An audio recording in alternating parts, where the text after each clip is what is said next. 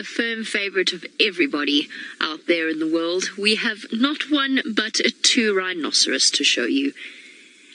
And I have to say, it's considering we've not moved much more than about 500 yards or so from our main turnoff, we've seemed to be having an epic afternoon.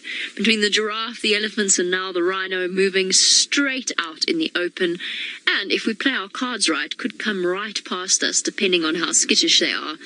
We really have had some wonderful luck today.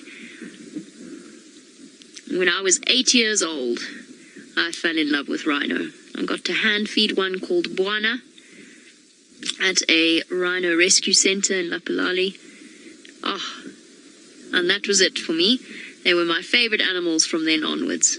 I did a big school project on them a couple of weeks later. And I really enjoy the temperament of a black rhino. They're not overly aggressive creatures as they're made out to be. They can be angry little creatures. And I say little because they're that much smaller than the white rhino. And they huff and they puff, and they're often more bluster than they are seriousness.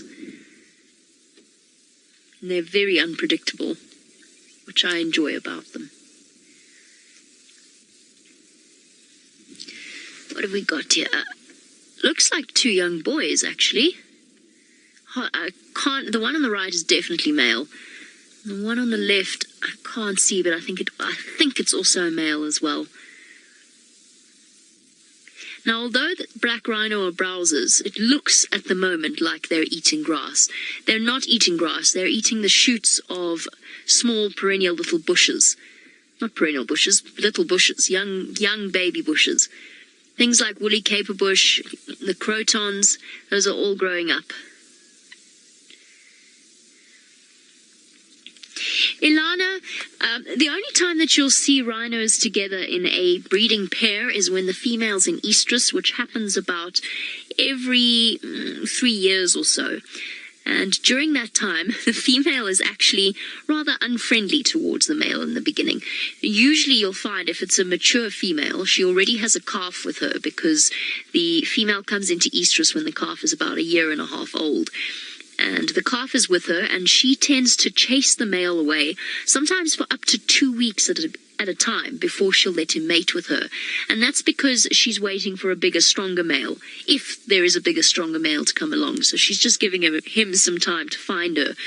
She's quite picky about these things. So rhino courtship is a very interesting thing to witness. But once the female has mated with the male, they will go their separate ways. And I have often seen groups of rhino together that include the females and the dominant bulls, but then they're not in a breeding pair. So they're not monogamous. It looks like a scar on her backside there, on his backside. They're not monogamous in any way, but they are territorial. And the females, well, the males are territorial, and the females have home ranges. So it won't be uncommon to find them with the male at other times of the year, even if she's not breeding. But it's more a sort of a social gathering than anything else. And then he'll move off often after less than a day, and he'll go off and patrol his territory. But they are more social, both black and white rhinos, than we give them credit for. So it's very common to see a pairing of young boys together like this. Paula, although the mother comes back into estrus at 1.5 years, when the calf is 1.5 years old, the calf will continue to stay with her until she gives birth to the next baby. So that gives it a range of around about 3 or so years that the calf will stay with mum. When it's time for the baby to leave, it's actually a very traumatic thing for the little one, because mum gives birth to a new calf, and all of a sudden, and it happens very suddenly, and it seems to be quite a shock to the older calf. But all of a sudden, the female wants absolutely nothing to do with it, and she chases her older calf away quite aggressively at times, and this poor older calf doesn't know what on earth it's done, and often squeals a great deal, makes a great deal of noise, and tries to rejoin her. And it's probably one of the most dangerous times, I suppose, in a baby rhino's life, because it's still 3 years old. It's big, but it's still a bit more vulnerable. It's on its own for the first time, and what often happens from then is that it will go off and it'll find an older sibling or another group of rhinos, and it'll hang out with them. And often, if it's a female rhino, or even, actually, a male, often they'll go back and rejoin mum after that initial period has passed and after she's more comfortable with her new baby and the new baby's big enough to handle visitors, so to speak. Then often that calf will return to mum once again.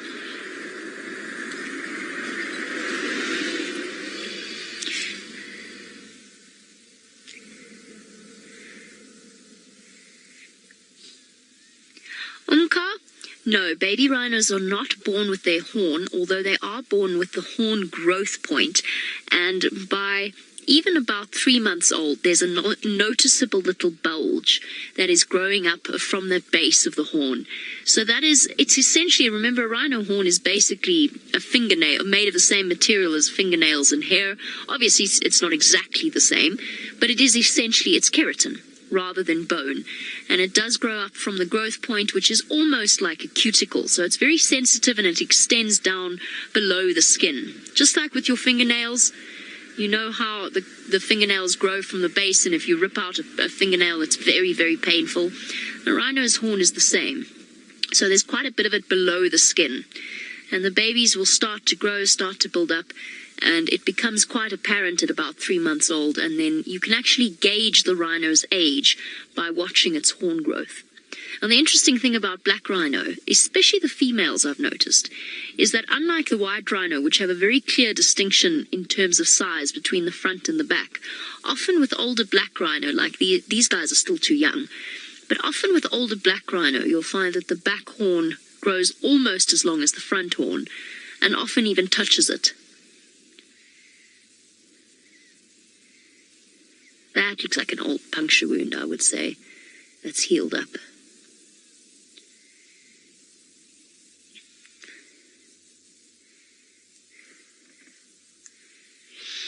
Christy, young rhino calves, in terms of their mortality rate, actually have quite a high survival rate under natural circumstances.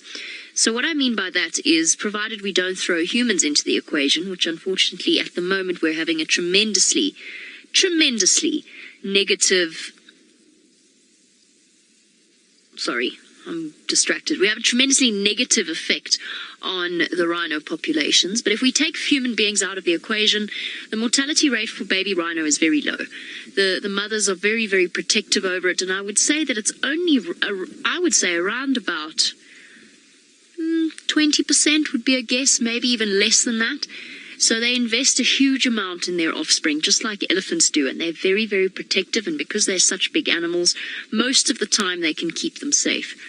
It'll depend on the lions and the hyenas of an area. They're the two predators capable of tackling a baby rhino and distracting the mother with numbers sufficiently to get to the baby rhino.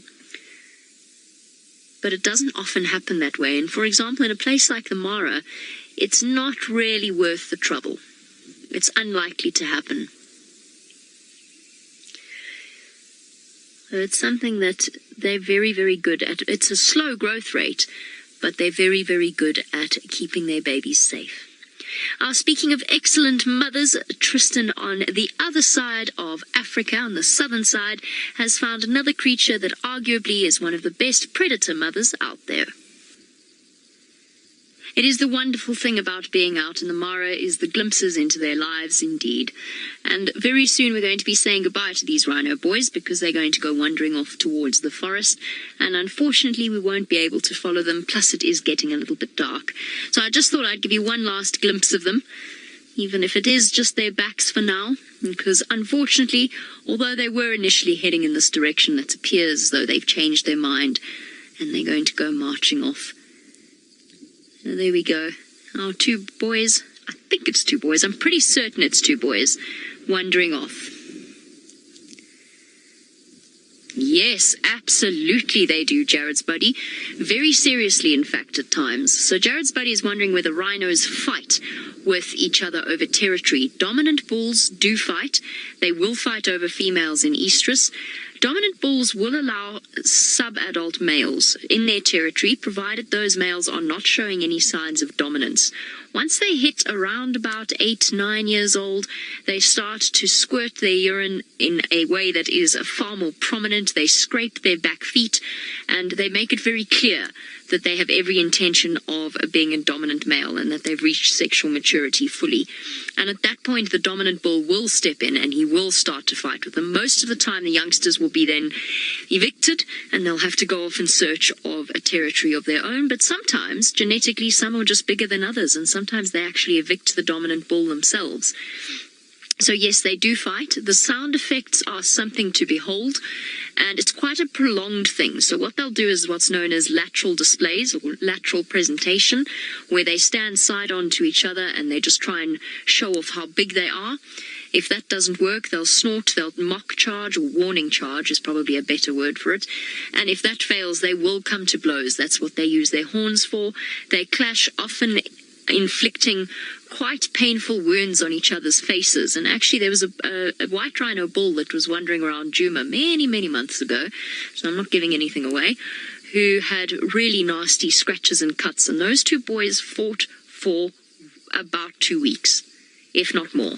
So those fights can be quite protracted.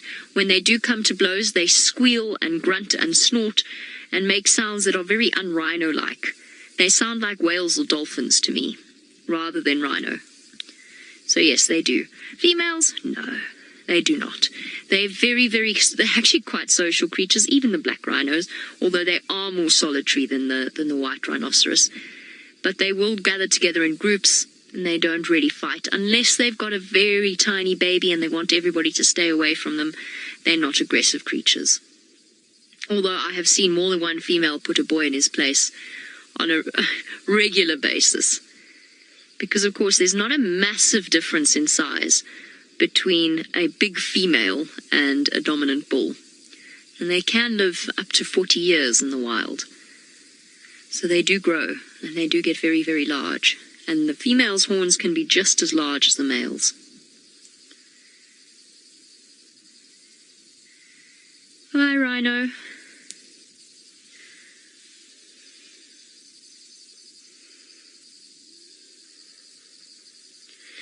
Eleanor, you want to know if I've ever seen a rhino that didn't grow its horn? No, I haven't, although I would suggest that it's possible if it had some kind of an injury as a baby. If something happened to damage the growth point of the horn, I have seen rhinos with split horns that grow split horns. I have seen rhinos that grow very deformed horns. So yes, I guess it's possible, but I've never seen it. I think perhaps you're thinking along the lines of tuskless elephants as well, and the fact that due to poaching we're seeing more and more tuskless elephants in African elephant populations. I haven't seen any hornless rhino. I have seen rhino with their horns cut off. Now that is an interesting thing. That's obviously done to keep them safe from poachers. Now, just like a human being, you know how you can't cut your fingernails too short because it hurts. You can't cut a rhino's horn off right at the base. You have to leave about a hand span worth of horn. Otherwise, you risk damaging the cuticle. Or the growth plate, actually. It's not called the cuticle. You risk damaging the growth plate. And you can cause the rhino quite severe pain, which then, of course, can lead to infection.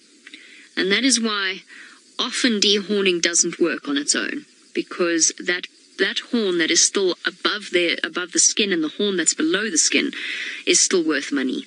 So although as long as you dehorn all the rhino in an area, you're not going to massively disadvantage them.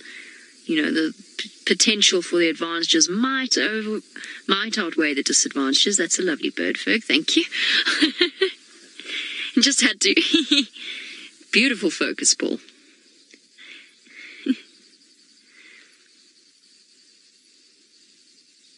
Okay. Goodbye to our rhino for now. Luckily for us, Scots lions haven't left, although